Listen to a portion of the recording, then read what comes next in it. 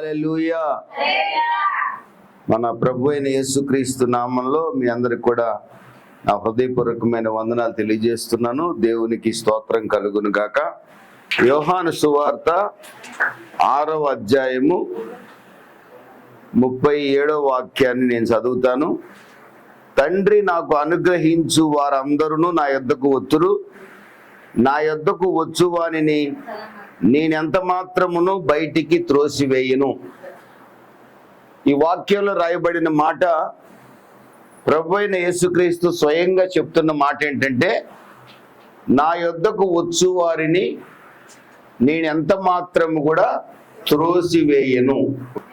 ప్రభు ఈ రోజున మీలో ఎందరూ ఆయన దగ్గరికి హృదయపూర్వకంగా వస్తామో వారిలో ఎవరిని కూడా దేవుడు త్రోసివేయనని వాగ్దానం చేస్తున్నాడు. ఆమేన్. హల్లెలూయా, హల్లెలూయా. ఆయనే ఒక రోజున మత్తయి సువార్త 11వ అధ్యాయం 28వ వాక్యంలో, ప్రయాసపడి భారం మోయుచున్న సమస్త జనులారా నా యొద్దకు రండి, మీకు విశ్రాంతి కలగజేస్తాను అని చెప్పాడు. ఆయనే తండ్రి అయిన దేవునిగా ఒక రోజున కీర్తనల గ్రంథం 3వ కీర్తనలో 3-4 వాక్యాల్లో రాస్తున్నాడు, మీ తల పైకెత్తగలిగిన వాడిని నేనే అంటున్నాడు. దేవునికి స్తోత్రం కలుగును గాక. అనేక కారణాల వల్ల ఏ పరిస్థితిని బట్టైనా సరే మనం తల దించుకునే పరిస్థితి మన జీవితంలో ఉంటే మన తలను పైకెత్తుతానని కూడా దేవుడు వాగ్దానం చేస్తున్నాడు. ఇక్కడ కూర్చున్న మీ అందరి భారాన్ని తొలగించడానికే నేను పిలిచాను. హల్లెలూయా. ఇక్కడ కూర్చున్న మీరు ఏ కారణం వల్లైనా అవమానపడుతున్నా, సిగ్గుపడుతున్నా, నిందపడుతున్నా, మిమ్మల్ని రకరకాల మాటలు అంటున్నా, మీ తలను పైకెత్తి మిమ్మల్ని ధైర్యంగా నడిచేటట్లుగా నేను చేస్తాను. హల్లెలూయా. ప్రియమైన దేవుని బిడ్డలారా, మరొక విషయాన్ని కూడా మీకు చెప్తాను. లూకా సువార్త 10వ అధ్యాయంలో చివరి వాక్యాల్లో రాయబడి ఉంది, మరియా, మార్తా, లాజరు బెతనీలో వారు ఉన్నట్లుగా మనం చూడగలం. మరియా, మార్తలు ఇద్దరు కూడా యేసు ప్రభుని వారి ఇంటికి ఆహ్వానించారు. మరి ఏమో యేసు ప్రభు పాదాల దగ్గర కూర్చొని ఆయన చెప్పే మాటలు వింటుంది.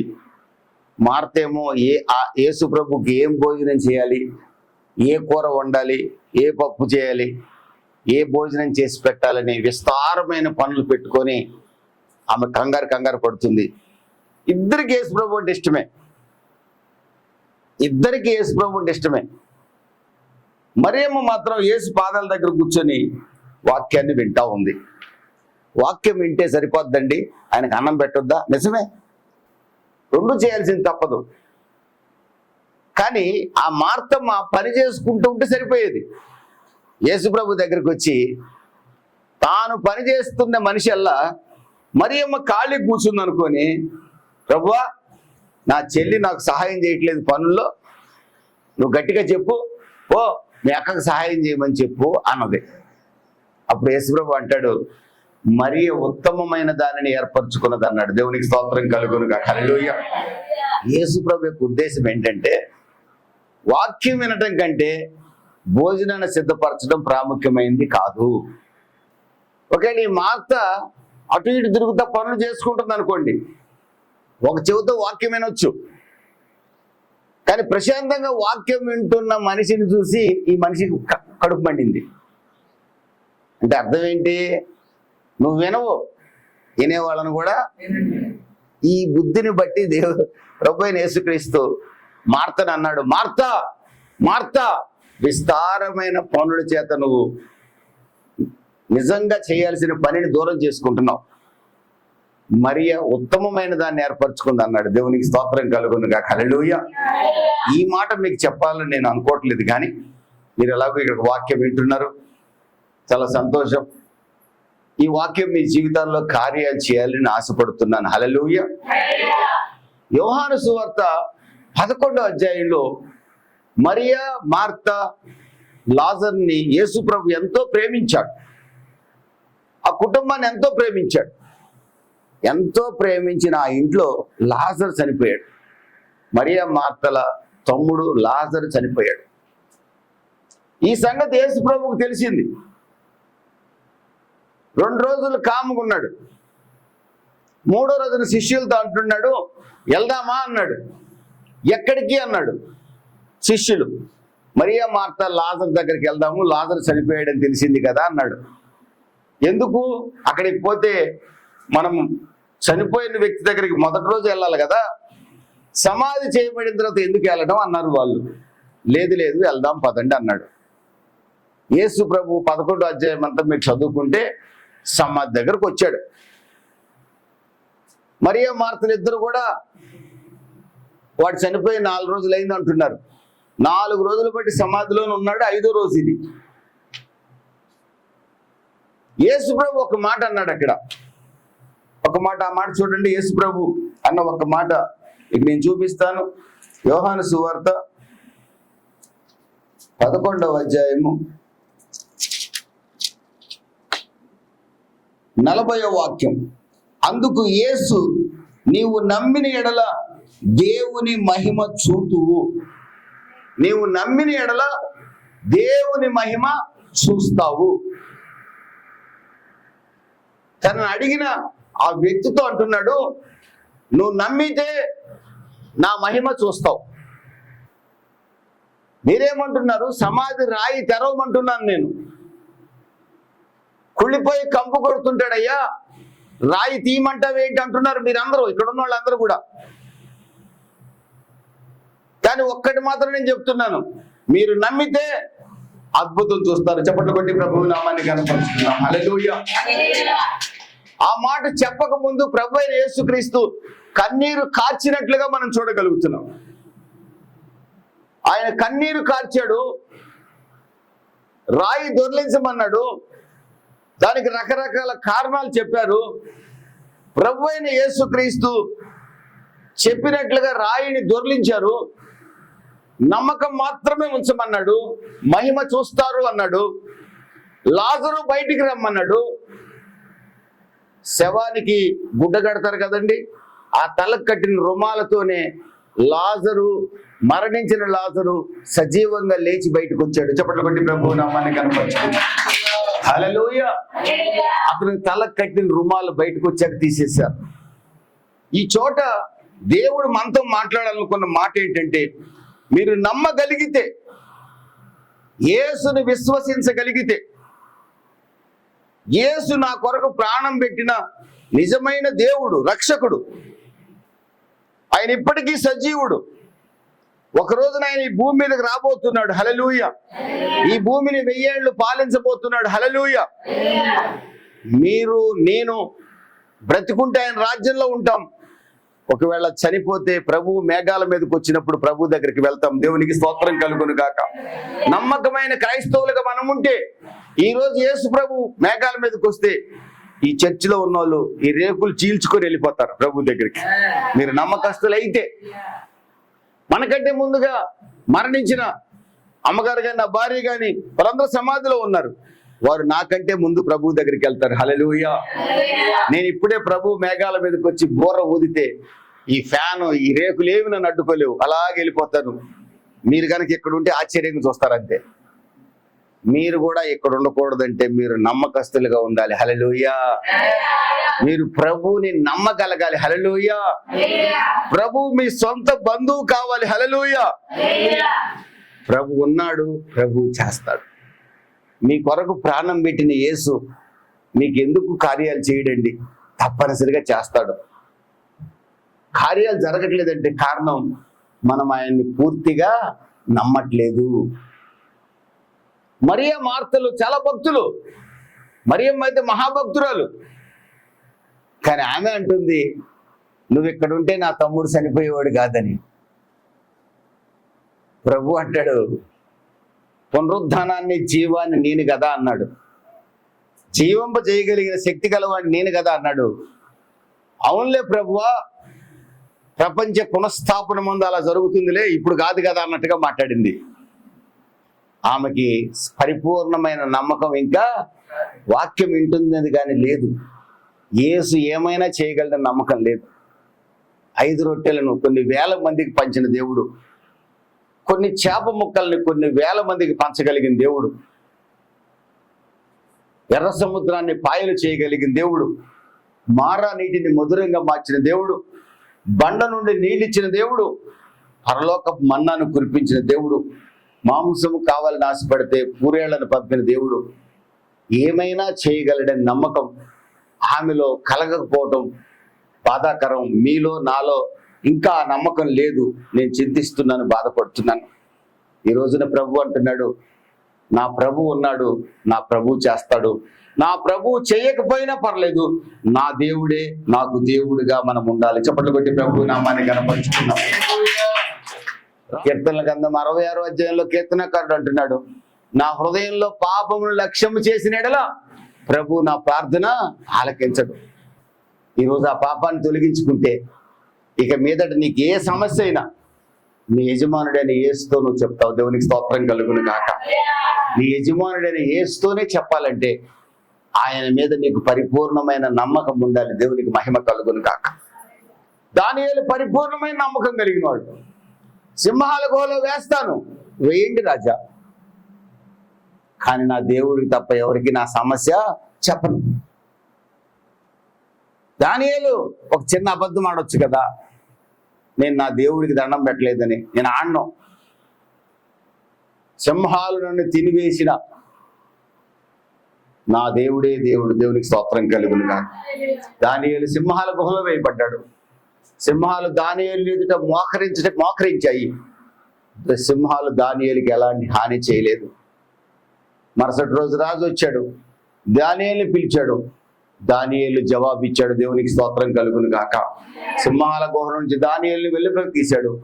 దానియేలు దేవుడే దేవుడని రాజు సాక్ష్యం ఇచ్చాడు. దేవునికి మహిమ కలుగును గాక. ఈ రోజున మీరు యేసు ప్రభుని సంపూర్ణంగా నమ్మగలిగితే, మీరంటే నేను కూడా, ఖచ్చితంగా మనం అద్భుతాలు చూస్తాం, మహిమ కార్యాలు చూస్తాం. మీ పిల్లల జీవితాల్లో, మీ కుటుంబ జీవితంలో మీరు దేని కొరకు ప్రార్థిస్తున్నారు ఆ విషయంలో అద్భుతం మీరు చూస్తారు. ప్రియమైన దేవుని బిడ్డలారా, మీరు నమ్మగలిగితే మహిమ చూస్తారన్నాడు ప్రభు. మరణించిన లాజర్ని ప్రభు లేపాడు. యోహాను సువార్త 12వ అధ్యాయంలో లాజరు, మరియా, మార్తా, యేసు కలిసి భోజనం చేస్తుంటే లక్షల మంది లాజర్ను చూడటానికి వచ్చారు. చప్పట్లు కొట్టి ప్రభు నామాన్ని కనపరచండి. హల్లెలూయా. ఒకవేళ యేసు ప్రభు మొదటి రోజే వచ్చి లాజర్ను చనిపోకుండా చేస్తుంటే లాజర్ను చూడటానికి ఎవడు వచ్చేవాడు కాదు. 4 రోజులు అయిందట సమాధి చేయబడి, 4 రోజులు అయిందట సమాధి చేయబడి, 5వ రోజు బతికాడంటరా. ఆ లాజర్ను చూద్దాం రండి, ఆయన్ని బతికించిన యేసును చూద్దాం రండి అని చుట్టుపక్కల గ్రామాలంతా తండోపతండాలకు వచ్చారు. దేవునికి స్తోత్రం కలుగును గాక. లాజరు ద్వారా ప్రభు నామం ఘనపరచబడింది. మీరు నమ్మితే మీ ద్వారా ప్రభు నామం ఘనపరచబడుతుంది. మీ సమస్య ఏదైనా మీరు నమ్మితే నా ప్రభు విడుదల చేస్తాడు. మార్కు సువార్త 9:27 అంటాడు, నమ్ముట నీ వలనైతే నమ్మువానికి సమస్తము సాధ్యమే. ఆ తండ్రి అంటున్నాడు, నాకు నమ్మకం కలగట్లేదయ్యా అన్నాడు. ప్రభు వాడికి నమ్మకం కలిగించాడు. దేవునికి స్తోత్రం కలుగును కాక. ఈ రోజున ప్రభు మీద మీకు నమ్మకం కలగట్లేదా? నీ కొరకు ఇంత త్యాగం చేసిన ప్రభు మీద మీకు నాకు నమ్మకం కలగట్లేదంటే మోకరిద్దాం, కన్నీరు కారుద్దాం. ప్రభువా, మీ మీద మాకు నమ్మకం కలగజేయండి అయ్యా అని ఏడుద్దాం. మోకరించండి, అందరూ మోకరించి ప్రార్థన చేద్దాం. ప్రభువా, మీ మీద మాకు నమ్మకం కలగజేయండి అయ్యా. మేము బోధిస్తున్నాం, వింటున్నాము, కానీ ప్రభువా మీరు సమస్తము చేయగలరని నమ్మే విషయంలో మేము ఫెయిల్ అవుతున్నాం తండ్రి. మా చేదైన జీవితాన్ని మధురముగా మార్చగలరని నమ్మటంలో మేము ఫెయిల్ అవుతున్నాం తండ్రి. సమాధానం ఇవ్వగల దేవుడు మీరేనని నమ్మటంలో మేము ఫెయిల్ అవుతున్నాం. కొన్ని సందర్భాల్లో నమ్ముతున్నాం, కొన్ని సందర్భాల్లో నమ్మలేకపోతున్నాం. ప్రభువా, మరణించిన లాజర్ని బ్రతికించిన మీరు మా యొక్క శరీరంలో ఉన్న ఈ తలనొప్పిని, కడుపు నొప్పుల్ని ఈ షుగర్స్ని, బీపీస్ని, నాయన ఏ బలహీనత ఉన్నా, నరాల బలహీనత ఉన్నా, మా పిల్లల జీవితాల్లో బలహీనత ఉన్నా మీరు స్వస్థపరచగలరని మేము నమ్మలేకపోతున్నాం. లాజర్ను స్వస్థపరిచారని నమ్ముతున్నాం, కానీ మమ్మల్ని స్వస్థపరచగలరని మేము నమ్మలేకపోతున్నాం. అయ్యా మమ్మల్ని క్షమించండి నాయన.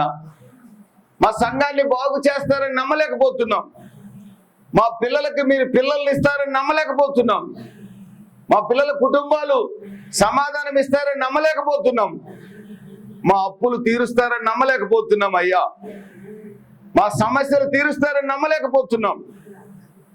మీరు చేసినవన్నీ వింటున్నాము కానీ మాకు నమ్మకం కలగట్లేదు. అయ్యా ఆ రోగి యొక్క తండ్రికి ఎలాగ అపనమ్మకం ఉందో, నీ కుమారుని నేను స్వస్థపరుస్తానని ప్రభు చెప్పినప్పుడు, నమ్ముట నీ వల్ల అయితే సమస్తము సాధ్యమే అని మీరు అన్నప్పుడు, అయ్యా నాకు నమ్మకం లేదయ్యా, నాకు నమ్మకం కలగజేయండి అయ్యా అని ఆ తండ్రి కన్నీరు కార్చాడు కదా ప్రభువా. ఇదిగో నేను కన్నీరు కారుస్తున్నాను తండ్రి, నాకు నమ్మకం దయచేయండి నాయన. మొదటగా నన్ను పాపం నుంచి సంపూర్ణంగా విడిపించండి నాయన. ప్రభువా నాకు వినయము, విధేయత, విశ్వాసం దయచేయండి ప్రభువా. నీ మీద పరిపూర్ణమైన నమ్మకం దయచేయండి నాయన. నా ద్వారా మీ నామం ఘనపరచబడాలి ప్రభువా. నా జీవితం ద్వారా మిమ్మల్ని ప్రజలు చూడాలి ప్రభువా. తండ్రి మిమ్మల్ని నమ్మే భాగ్యం నాకు దయచేయండి నాయన. రక్షణ పొందాను కానీ మీకు అసాధ్యమైంది ఏది లేదని నేను నమ్మలేకపోతున్నాను తండ్రి. మీరు పొందిన దెబ్బలలో స్వస్థత ఉందని నేను నమ్మినట్టున్నాను, నమ్మలేకపోతున్నాను ప్రభువా.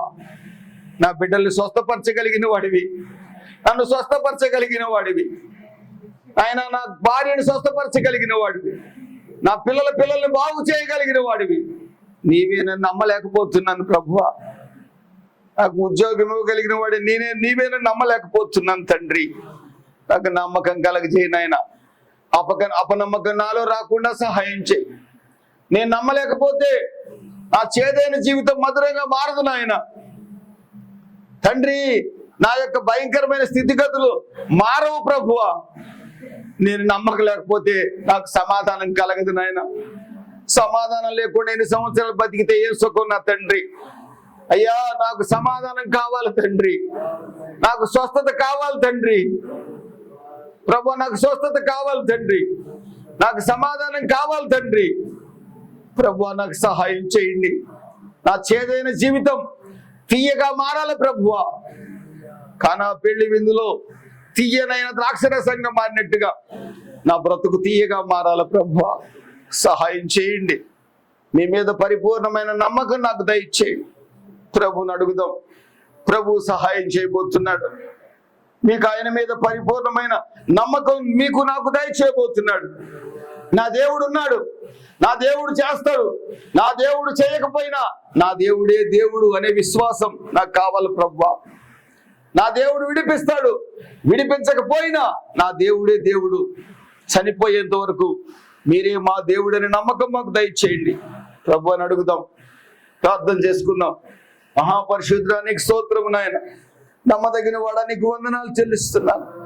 నేను నమ్మగలిగే భాగ్యం మాకు దయచేయండి నాయన. మీరు రక్తం చిందించారని నమ్ముతున్నాను కానీ, నన్ను పాపం నుంచి విడిపించారని నమ్ముతున్నాను కానీ, నాకు సమాధానం ఇవ్వగలరని నమ్మలేకపోతున్నాను. నన్ను స్వస్థపరచగలరని నమ్మలేకపోతున్నాను. నా జీవితంలో చేదైన పరిస్థితుల్ని మధురంగా మార్చగలరని నమ్మలేకపోతున్నాను. పాపం నుంచి నన్ను పరిపూర్ణంగా విడిపించగలరని నమ్మలేకపోతున్నాను.